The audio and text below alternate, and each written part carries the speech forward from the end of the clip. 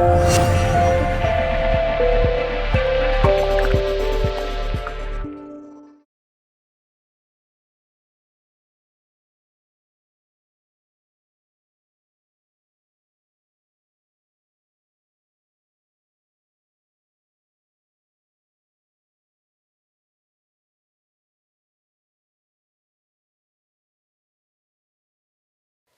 everyone, thank you for waiting.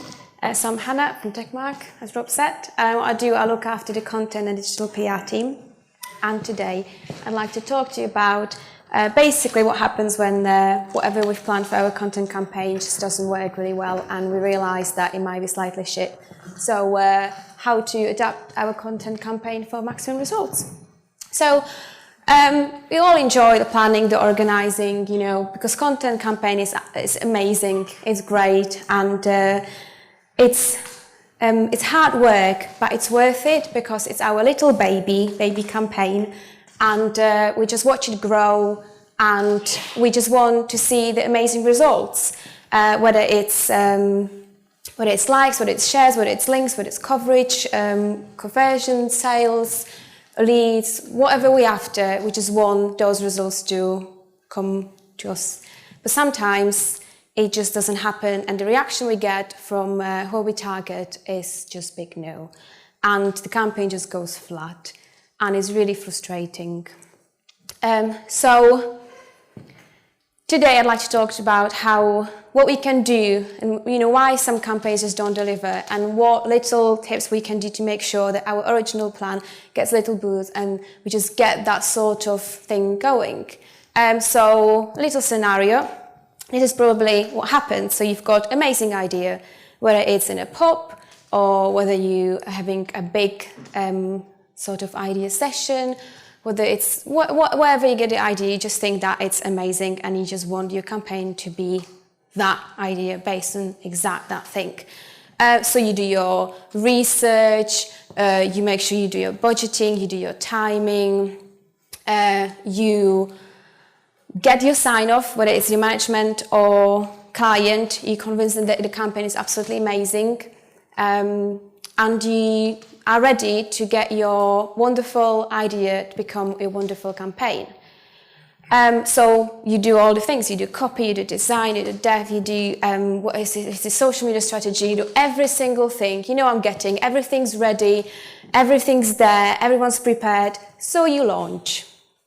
And you are just ready to see the campaign, your little baby, growing and getting all the results. But then the success might not actually deliver, and after your launch, it's nothing. It's quite depressing to start with the slides, but it's nothing. And so you wait for a bit, you give it 2 days, you give it a week, you start sort of looking into deeply what happened, and you get a bit uncomfortable because you know that it's hard to admit, but it's just not happening. The campaign's shit. Happy word emoji today. So is that what the fuck happened? How it happened, when it happened, what's going on? And then you just know that you can just, wave bye-bye to your results that you promised your management or your client. You just know that it's just big rubbish.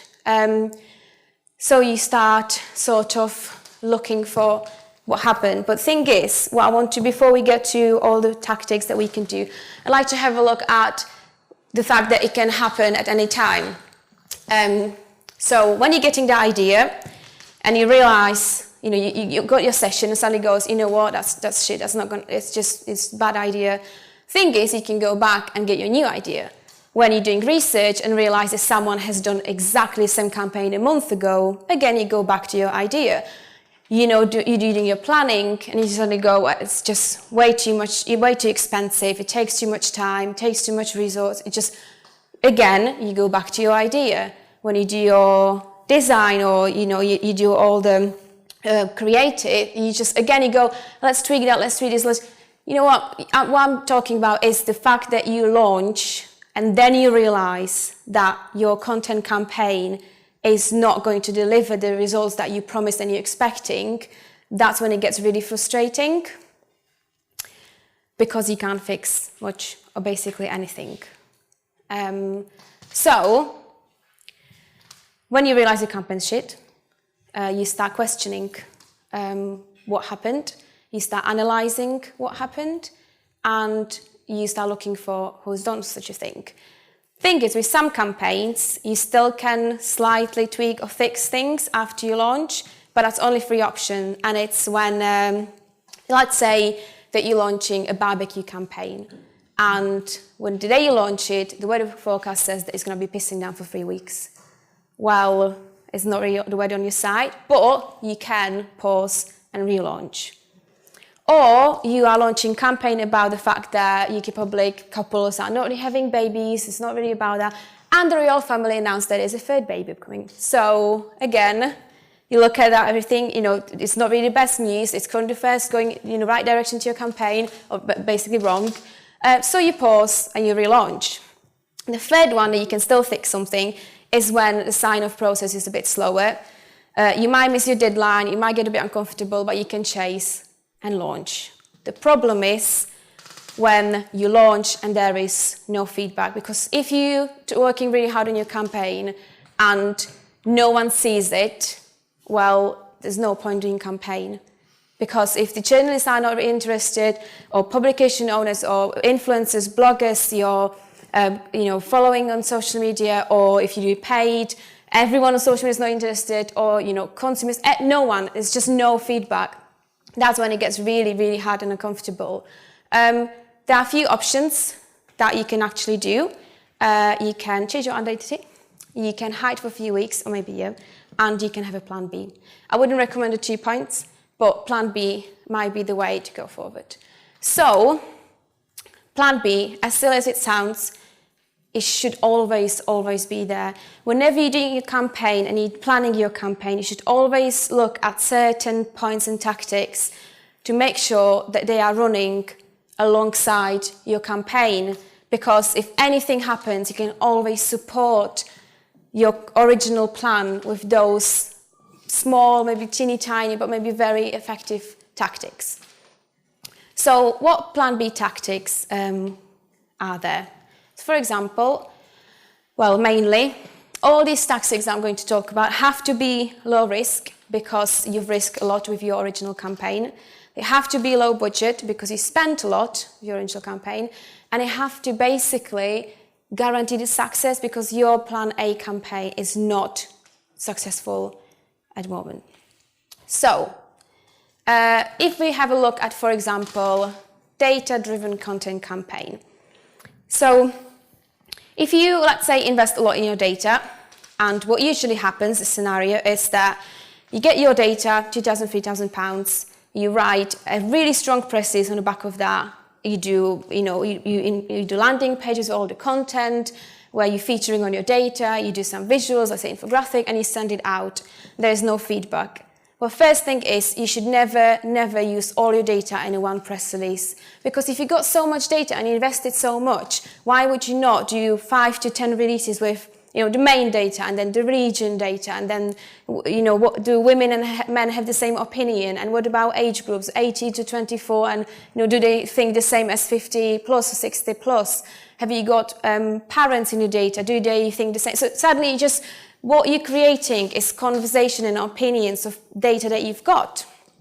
And then mainly, if you use everything in your first press release, you should always go back to the data and review, because there is definitely, I can guarantee you 100%, there's definitely a different story in it. The thing is, you might think that it's slightly less interesting story than your original one. Thing is that you thought that the original one was interesting and no one's covering it. So probably the less interesting story might actually do better, bring better results than your original one. You can also, so if you got campaign based on a design piece, what happens quite often, and when I talk to a few journalists and publication owners, what they highlighted, infographics are great. People say they're dead and all that. I think it's great, way to deliver information, share information. But what we have to do is adapt the infographics in a way that publications and journalists like to publish it. So basically what we need to do, instead of long, heavy infographics, use A5 infographics, because it's much easier for journalists and publication owners to put that at the end article, because they got nice introduction, then your infographic, and then more advice, rather than someone putting your long infographic in an article where readers have to scroll 5, 6, 7, 10 times, and they're not getting much out of that, because it's everything just, they have to focus heavily. But if you do everything in A5, it's really easy to publish, and I can guarantee that the Daily Mirror and Daily Mail love it, A5 infographics, because they can use that, and they use it several times in different articles. If it's data they can use over and over and over, and always credit you, so you've got additional coverage, probably links, with no additional work. So another one, always review your content. Might sound silly that everyone does it, but thing is, if you're doing your story, and usually it's negative story, because negative story gets published much more than positive story. But the problem is, if you got negative stories out there all the time, Trump in power, Brexit, bad news for me. But it's sadly you've got over and over and over this bad news. People just want to see something positive. So if your if your campaign and your content around it is quite negative, shocking news, try and just turn it upside down. So, for example, we did campaign for a client who is looking at a source of B2B energy switching. And we did a story that employees are absolutely rinsing energy in the business. They charge their phones, they fill the kettle full, and use it for just one brew and all that. It got coverage, nice coverage, but we knew that it can get more.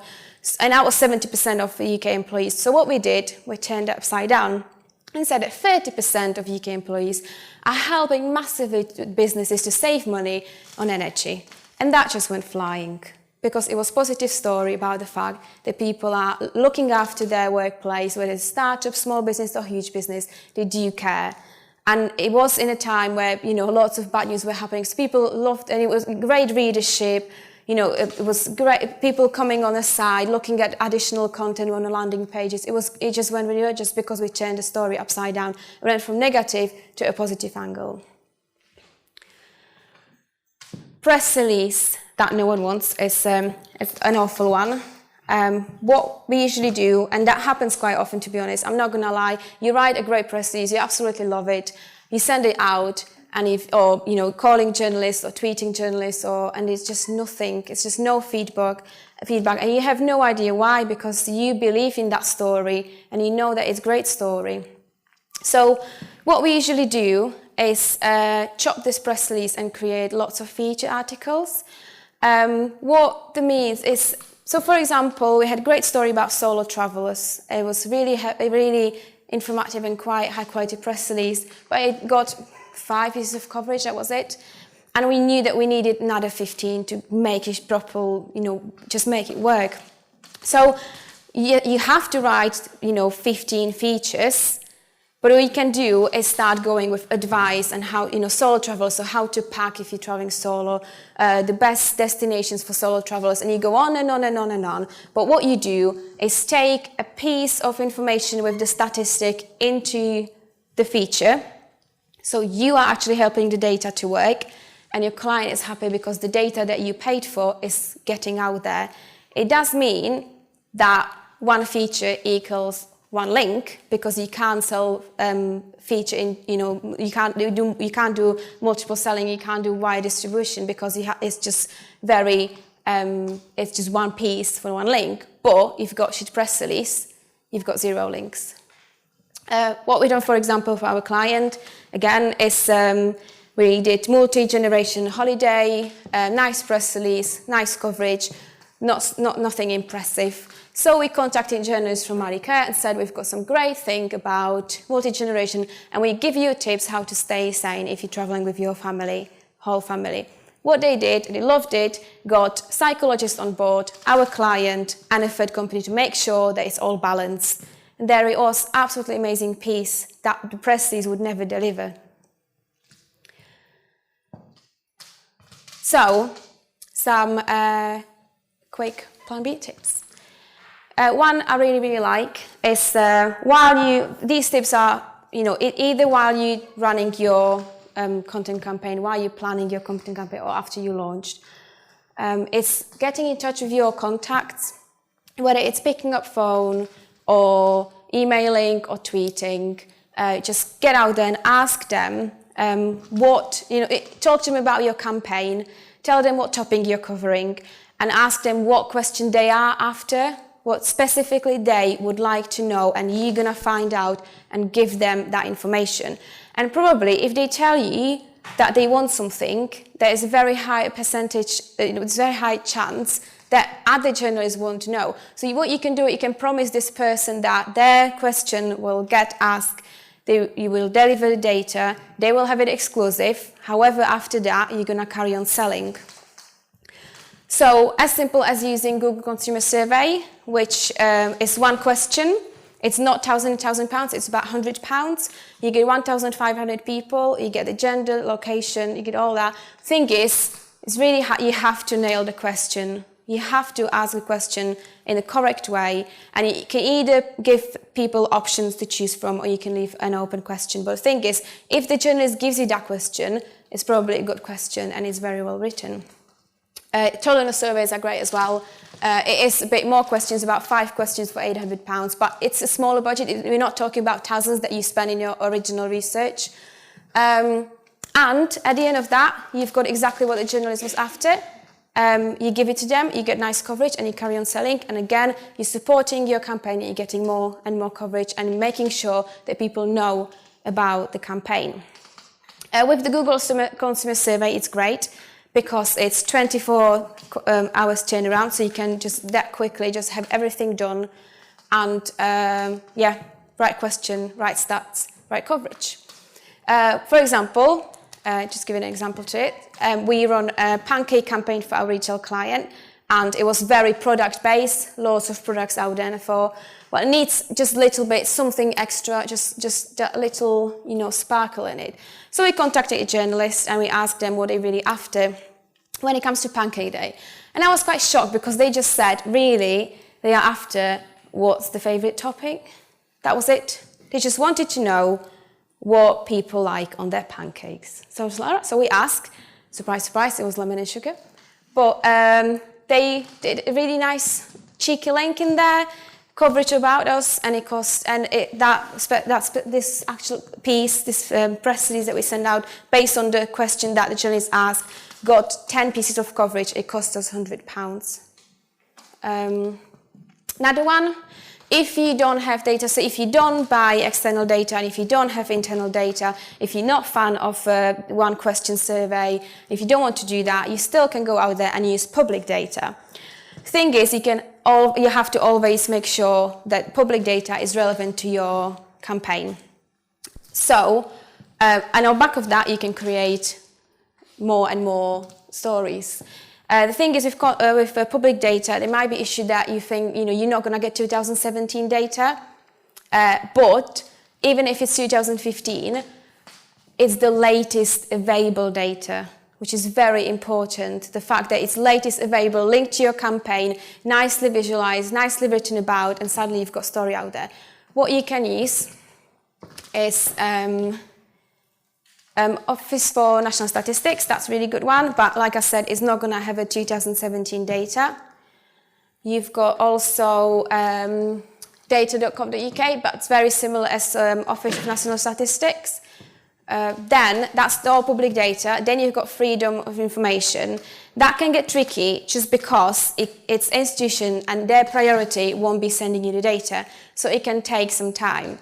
For example, we were running a campaign for insurance company, car insurance. So we're talking about sort of drink driving.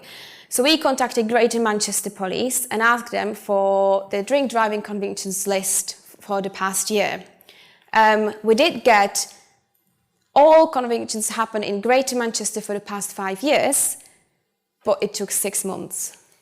So thankfully, you do plan Christmas campaign in summer. So we had those 6 months, but we got it in November and had to really quickly turn around things to make it happen. But imagine we would ask in October, we got in, March? that just wouldn't happen. So the only thing you have to do is make sure that you've got enough time for this sort of freedom of information. I might be wrong. Some organizations or government bodies might take 24 hours a week.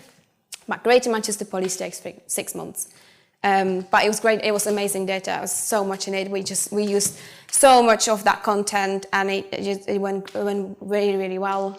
And we didn't buy any additional data for this one. You can also have go to Ask the EU again, freedom of information, and what do they know? Another tactic is interviewing relevant influencers.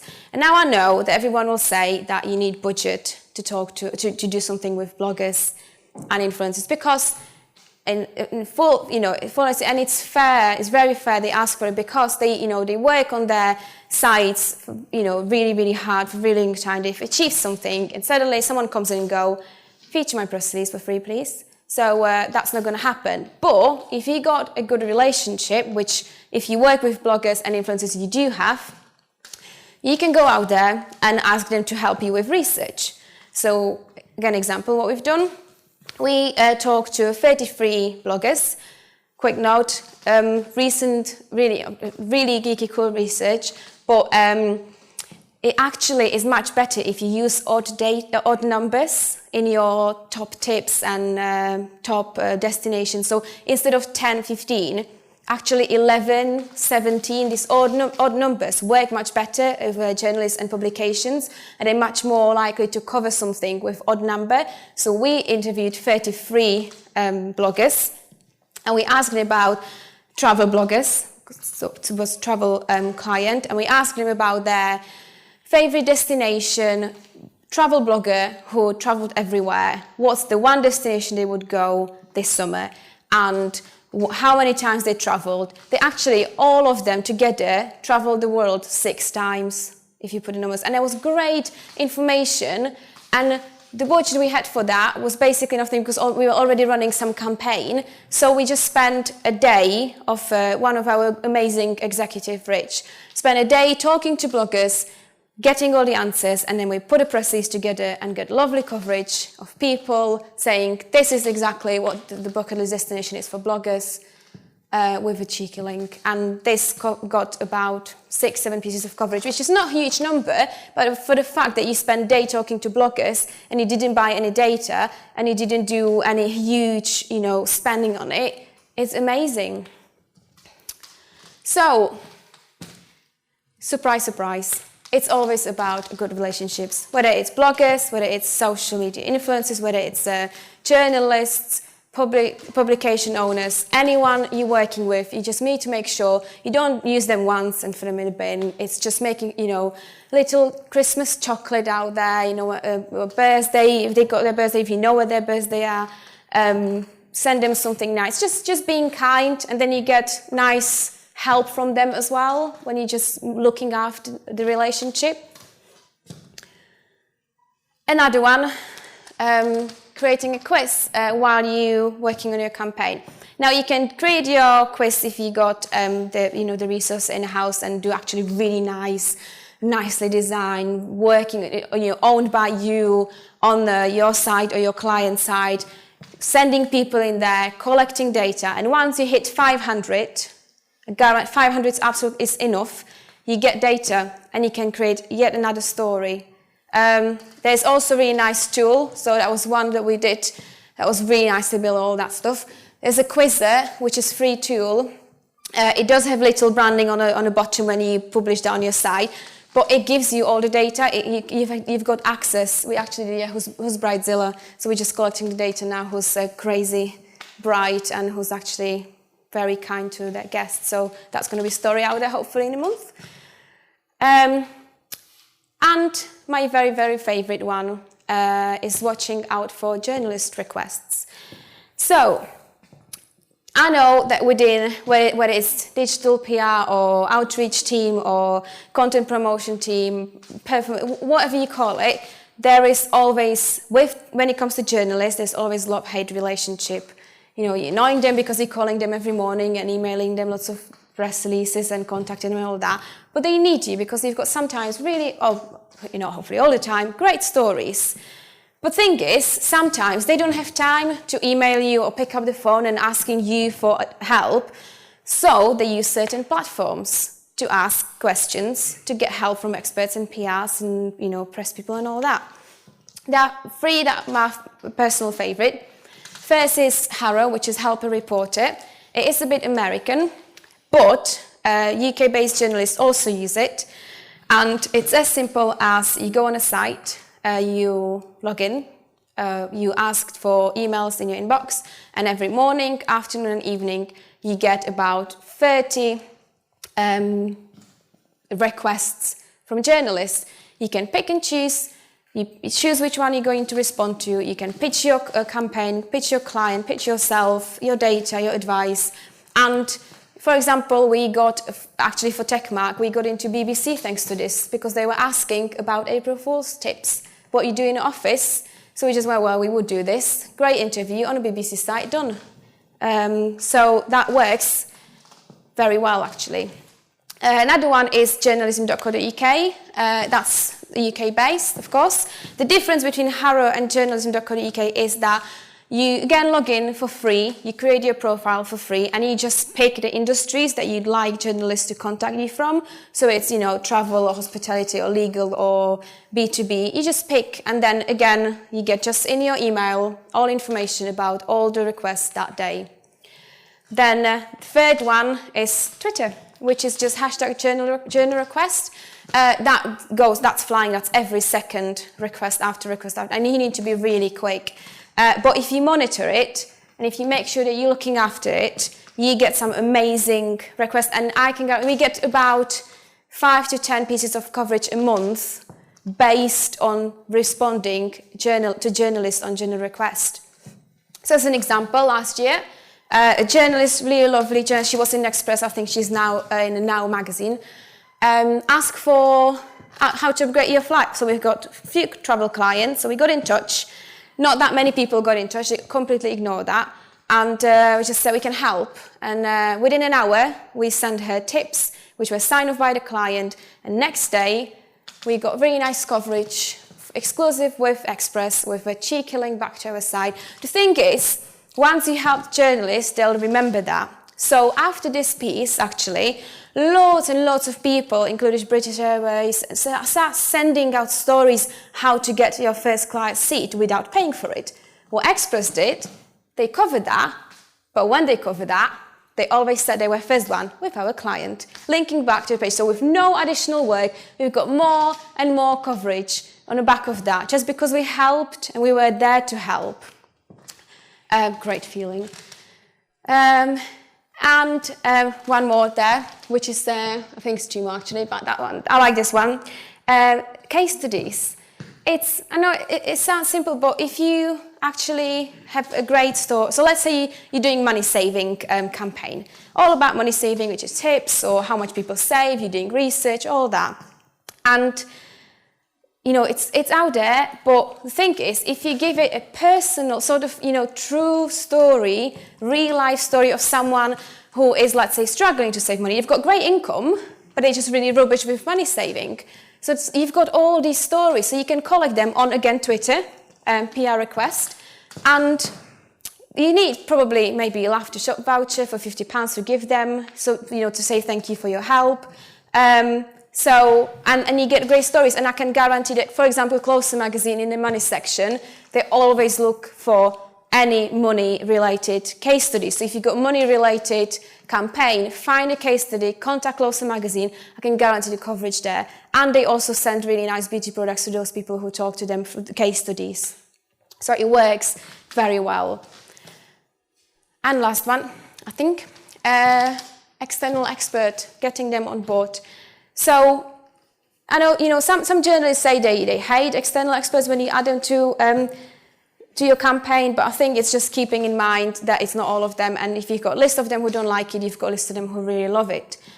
So, for example, we're running a prenup campaign about how great it is to do a prenup, and it again was delivering really nice coverage, but it just didn't have that spark again. So we went, right, let's go out there and let's find an expert. So we found this absolutely lovely lady who is the divorce coach. So she helps you to divorce. And so we found the expert, we pitched her the campaign, the idea, and just said, we're going to share the exposure, we're going to include you in all the press material we'll produce, and let's just share it. So she helped us, and she put top 10 tips how to ask for a prenup, or what to do when you're planning a prenup, which is great advice. But she also happened to write for Huffington Post. So we got Huffington Post article with a link. She covered that on her own site. Lots of legal sites covered that, and female magazines, and it just went flying. Just by asking one person, she wrote it for us. We just added it into the press material, and that was it. So it was minimum work, actually just looking for the right expert. And competitions. It gives you that little boost in your campaign. You can run one with a magazine, which is great because you get your own page on the magazine, you get a nice link from the magazine, and they also share the data with you. So again, you can create some nice stories on the back of that. Or social media. We run a little competition for our travel client over Easter, and we wanted to know where, all about destinations. And we threw, I think it was £30 worth chocolate hamper. We got 4,000 entries, nothing paid. It was just on a social, we didn't invest anything in paid. It was all organic on a social media, 4,000 entries. We could use those entries as our database where people would like to go and create a new story on the back of that. It just went absolutely mental, and we invested £30 in our time. So, while you're working with your plan B, very, very important is to find out what the fuck happened with your plan A. And really, you can find out very quickly by using a few lovely tools. Again, Google Consumer Survey or Reddit. Simply taking screenshots of your, whether it's design or copy, and just asking, is this good? Would you share that with your friends? And people are mean online. I mean, they're really mean. They tell you that it's, but sometimes in the mean answers, you find out the one that actually is really, it's a key to what you've done wrong. And next time you're planning your campaign, just make sure that you've got your plan B running alongside your campaign, or you know when to use your campaign. Because when you go to your management or your client, it's easy to go, right, we run this campaign, it didn't work, it didn't deliver. However, we have done this, and that, and we've got all that we promised. Rather than we run a campaign, nothing happened, and we invested this much, and it's just nothing. We can't do anything with that. You might not use any of what I've just talked about in your campaign, and it'll be flying, and your campaign original plan will be amazing, which, I hope it is, and it's great feeling. But also these tips can save you, and they actually save you, whether it's whatever your objective is. If your campaign is not out there, and if no one hears and sees and talks about the campaign, probably the results won't come. That's it. Thank you very much.